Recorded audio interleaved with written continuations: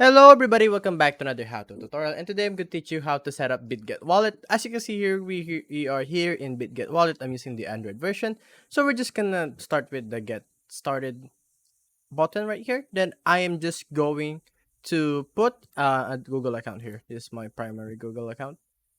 I'm just gonna use a Google ID here. We're gonna do some wait, I I messed up. We're just gonna use a Google account here. We're just gonna press this, finish the capture right here. Oh wait, I haven't read it. Okay, clap down, click. There we go. Verification is success. Then we're just gonna, if you have a referral code, you can just put it here. Then make sure you read the user agreement and privacy policy if you so you know what you're signing up for. But I have read it already, so I'm just gonna go sign up. Then we're gonna do another capture right here. Bam bam. Let me just start that. I messed it up. Okay, there we go. 4 point.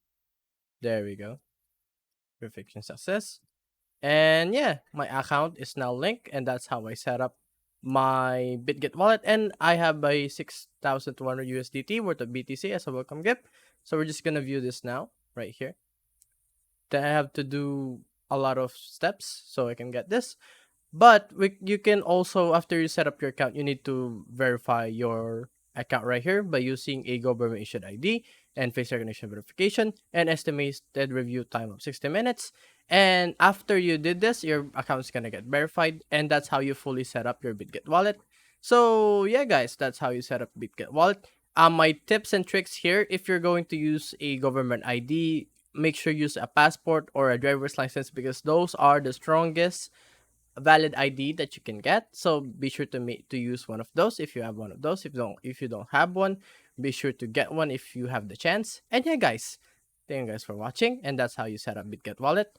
If that helped, make sure to like and subscribe and share the video, and I'll see you guys on the next one. Bye bye.